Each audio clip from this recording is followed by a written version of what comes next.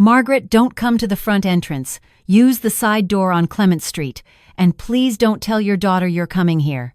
I stood in my kitchen holding the phone so tightly my knuckles went pale. It was my husband's doctor calling. My husband had been dead for 11 days. I had known Dr. James Whitfield for 32 years. He delivered both of my grandchildren. He sat with me in the hospital room the night Richard's heart finally gave out, and he held my hand while I cried into a paper cup of cold coffee. He was not a man who made strange requests. He was not a man who spoke in riddles. "James," I said carefully, "what is this about?" "I can't explain over the phone. But Richard asked me to call you when the time was right. He was very specific about waiting until after the funeral." He paused. "He was very specific about your daughter. I didn't sleep that night. My name is Margaret Hayes. I am 67 years old, and for 39 years I was married to Richard Hayes, a civil engineer who built bridges for a living, and who, apparently, had been quietly building something else on the side, something I didn't find out about until the week after I buried him. Richard and I met in the fall of 1985 at a dinner party neither of us wanted to attend. He was tall and serious, and he laughed at exactly the right moments. We were married the following October in a small church in Vermont. In the rain, which he said was good luck and I said was just rain, we compromised and called it both. We bought a house in Millbrook, New York, a white colonial with green shutters and a red maple in the front yard that turned the color of fire every September. We raised our daughter Sandra there. We grew old there. I fully expected to die there.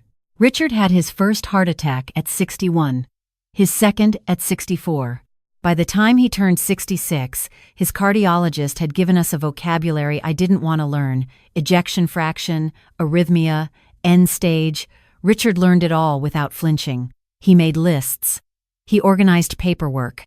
He had long, quiet conversations with James Whitfield that I wasn't always invited to, and at the time I thought it was just men being stoic together, the way men sometimes are about dying. I understand now that it was something else entirely.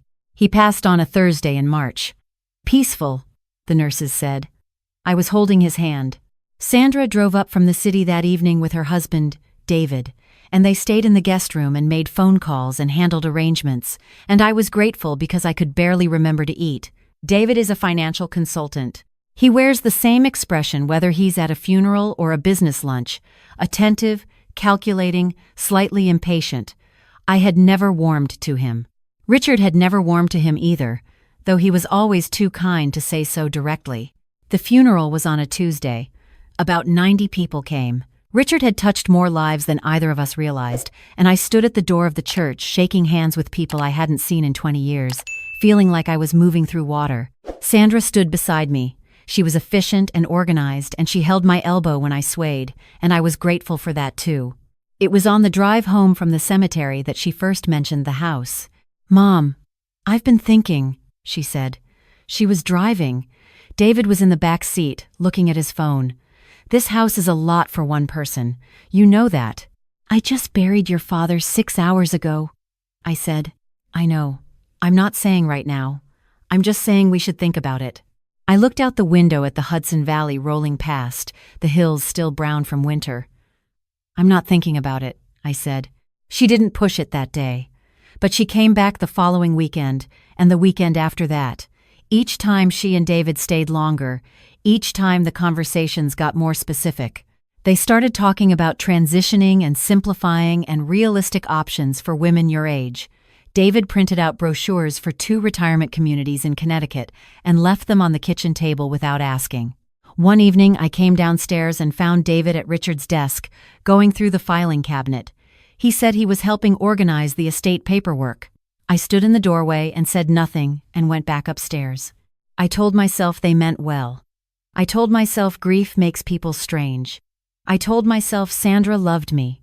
But small things kept happening that I couldn't explain away. I would set my reading glasses on the end table and find them in the bathroom. I would close a window before bed and wake up to find it open. Once I came home from the grocery store and I was certain, absolutely certain, that I had turned off the stove before I left, but the burner was on. Not high, just on. Sandra was home that day. When I mentioned it, she looked at me with this particular expression that I had begun to dread, soft, concerned, tilted slightly, and said, "Mom, you've been under so much stress. It's normal to be a little forgetful." The second time I mentioned the stove, she used the word confused. The third time, she suggested I see a doctor about my cognitive state. I am not confused. I have a master's degree in American literature. I taught high school English for 28 years. I can recite the first 2 stanzas of the love song of J. Alfred Prufrock from memory right now if you want me to. I know when I turned off a stove, but when someone you love tells you repeatedly, gently, with great concern, that your mind is slipping, you start to wonder. That is the cruelest part of it. You start to stand in your own kitchen and doubt yourself, and the doubt is worse than anything because it comes from inside. David began CCing himself on my bank statements. He said Richard had asked him to help manage the finances during the transition period. I didn't remember Richard asking him anything of the sort, but David said it with such confidence that I started to wonder if I had simply forgotten. He opened a joint account for household expenses and suggested I route my pension deposits there for convenience. I transferred 2 months before something in me went quiet and hard and said, "Stop." I didn't transfer a third month. I started keeping a small notebook. Every time something was moved or turned on or mysteriously changed, I wrote it down with the time and the date. I didn't tell Sandra. I didn't tell anyone. I just wrote things down in my careful teacher's handwriting and kept the notebook in my winter coat pocket where no one would think to look. That was the week James Whitfield called. I drove to his office the next morning. I used the side entrance on Clement Street, a narrow door I had never used before, the kind of door that opens directly into a back hallway that smells like industrial cleaner and old carpet. James was waiting for me. He had aged since Richard's funeral, or maybe I was just seeing him more clearly now, without the fog of grief blurring everything. He took my coat and sat me down in his private office and closed the door, and then he sat across from me and folded his hands on the desk the way he always does when he is about to say something difficult. "Your husband came to see me 14 months ago," he said. "Not as a patient, as a friend. He sat in that chair where you're sitting now." I waited. He told me he was worried about Sandra. He said he had noticed some things over the past year, small things, financial things that didn't sit right with him. He didn't want to believe it. You know how he was. He investigated quietly before he said a word to anyone. I thought of Richard at his desk in the evenings, the lamp on, his reading glasses pushed up on his forehead, going through papers. I had thought he was reviewing project documents. "He hired a private investigator," James said. The room went very still. For 6 months, he documented everything. Sandra and David had already begun moving money, small amounts, from a joint account Richard had given Sandra access to years ago for emergencies. The investigator found a pattern. Transfers to an LLC David had registered in Delaware. Richard said he didn't want to confront them directly. He was afraid of what it would do to you. He was afraid that if he made it a battle, you would be the one who got hurt. He was sick, I said. My voice came out strange and flat. He was managing his own death, and he was doing this at the same time. "He was protecting you," James said simply. "He put everything in an external hard drive. Financial records, the investigator's reports, account statements going back 3 years, copies of the LLC filings. He also recorded 2 conversations he had with David about the finances. David didn't know he was being recorded. Richard gave the drive to me with a letter. He told me to wait until after the funeral, when they would have already shown their hand. He slid a small gray hard drive across the desk, and beside it, a white envelope with my name written on it in Richard's handwriting. I have never believed that the dead can speak to the living. I have never been a particularly spiritual person, but I sat in that office and I held that envelope, and something passed through me, call it what you want, that felt very much like his hand on my shoulder. I didn't open the letter there. I put it in my purse. I picked up the hard drive and I asked James what he thought I should do. He had already spoken to an attorney, a woman named Patricia Osei, who specialized in elder financial abuse. James had contacted her 3 days after the funeral, as Richard had instructed. She was ready to move when I was. I drove home. Sandra's car was in the driveway. I sat in my own car for a moment, in the driveway of my own house, breathing slowly, looking at the red maples still bare in early April, just beginning to bud, and I thought about 39 years. I thought about rain on a church window in Vermont. I thought about a man who built bridges and who, at the very end of his life, when he could barely climb the stairs without stopping to rest, had been quietly, methodically building one last thing for me to walk across. I went inside. I said I had been to the pharmacy. Sandra was in the kitchen making tea, and she asked if I wanted a cup, and I said yes, please. And we sat at the kitchen table the way we had sat 1,000 times before, and I looked at my daughter, her dark hair, her serious eyes, her hands that looked like mine, and I tried to find the girl who used to fall asleep on my shoulder during long car trips. She was in there somewhere. I had to believe that. But she had let David lead her somewhere I couldn't follow, and I was done pretending otherwise. "Sandra," I said, "I need you to be honest with me about something." She looked up from her tea. "The transfers to David's company. I need you to tell me how much." Her face went through several things very quickly. Surprise first, then something calculating. Then, and this was the one that hurt the most, she settled on the soft, concerned tilt. "Mom, what are you talking about? What transfers?" "From the account your father gave you access to. The one he opened in 2019. Mom, you're not making sense. You've been under so much stress." "Stop," I said. Not loudly, just clearly. "Please stop doing that." She stopped. "I have documentation," I said. "Your father had documentation. I want you to know that before you say anything else, because I would rather you tell me the truth now than find out the hard way that there is no version of this you can talk your way out of." Sandra set down her cup very carefully. "Where did you get who told you?" "Your father told me. It just took him a little while to find the right moment." She left that evening with David. They didn't take anything that didn't belong to them, because I had already changed the locks on the interior doors and the filing cabinet and Richard's desk, and I had transferred everything back into my personal accounts that afternoon while Sandra was on the phone in the other room. I had also emailed Patricia Osei the files from the hard drive. The investigation took 4 months. I didn't attend the proceedings.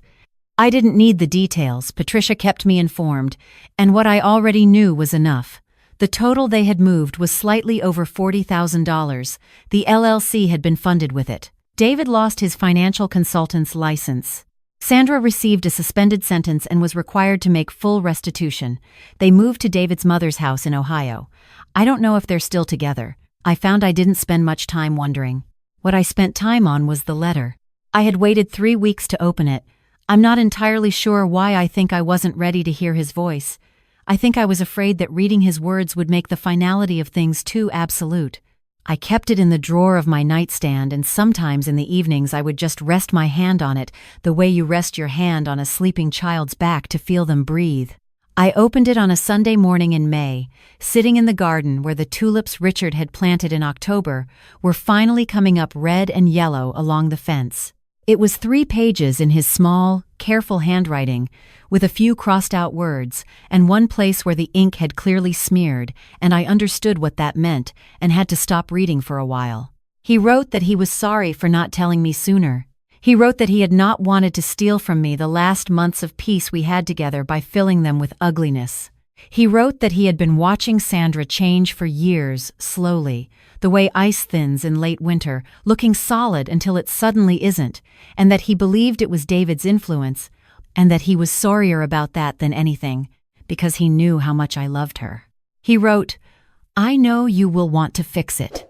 I know you will want to find a way to bring her back from wherever she has gone. That is who you are. Don't stop being that. But protect yourself first, Margaret.